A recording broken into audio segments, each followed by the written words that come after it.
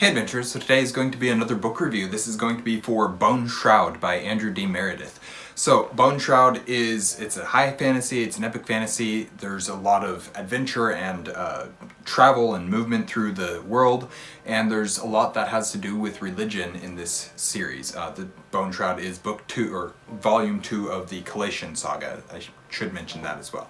So before I get into the main body of my review here, I'd just quickly like to say that if you like what you're seeing from an Erudite adventure, we'd really appreciate it if you would like, comment, and subscribe.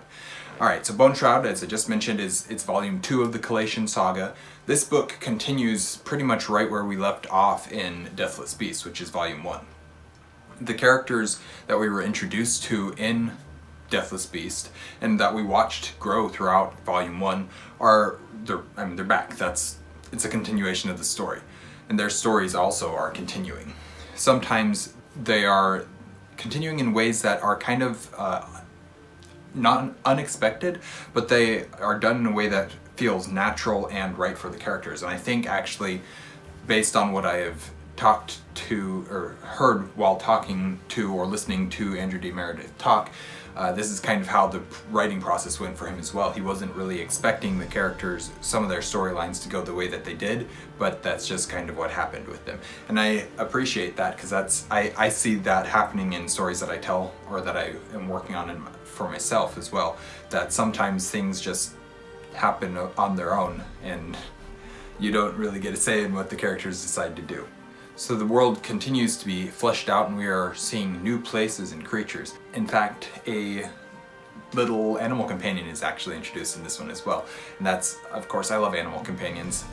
It's always great to see them in other stories, and also see how they are utilized in stories, to what types of animals are used as companions and how people interact with them and stuff like that. That it all leads to some really good character development in many ways and often.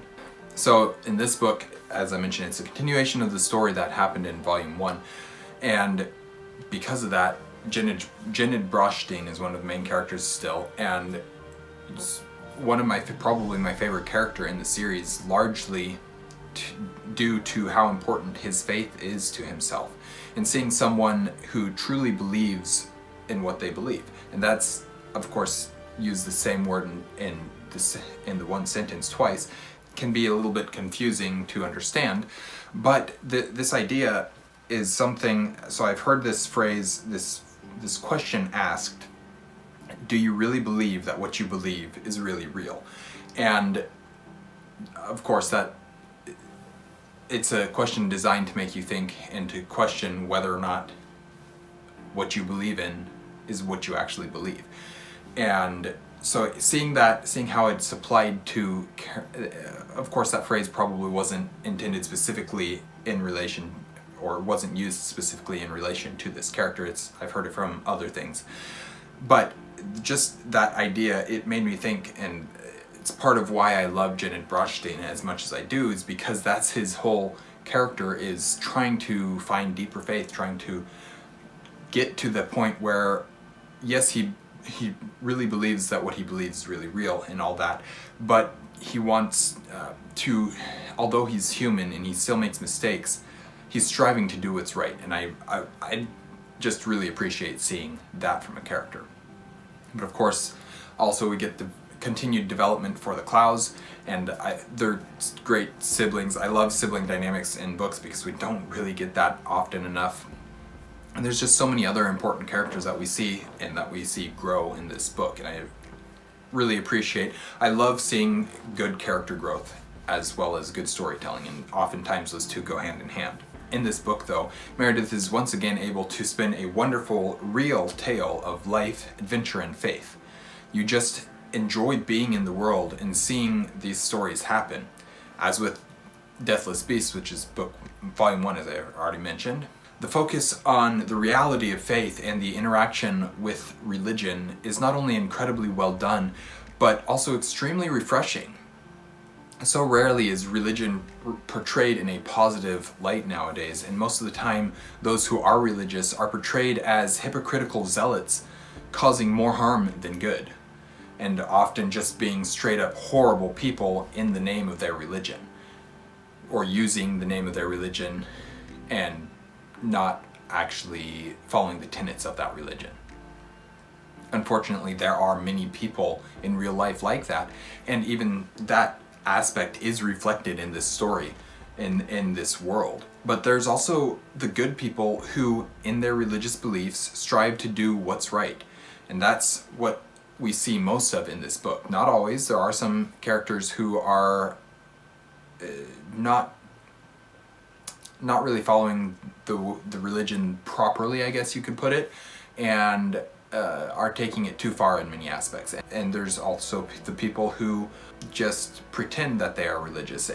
And of course all that stuff's in there, but the focus is not on those characters. The focus is on the characters who are striving to do what's right. And I just appreciate that to no end. But even with all the important happenings, the wars, the politics, the religion, the betrayals, even with all of that, the book never fails to pause and give us moments to breathe and enjoy life. We love this world because we see it through the characters' eyes. There's some dark and horrible things going on, especially in relation to this Bone Shroud.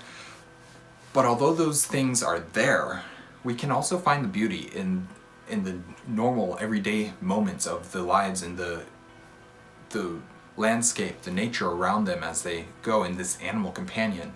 All these little things that you kind of take for granted in your everyday life, when used and put into stories like this, it just makes you appreciate the world so much more. I'm very much looking forward to going back at some point and rereading these first 2 volumes, because I know that there's things that I'm forgetting about them, and there's just things that I can't comment on or that I missed in my first read through of them, that on a second read through at some point in the future, which I definitely plan to do, I will more than likely catch and find more things to love about these books.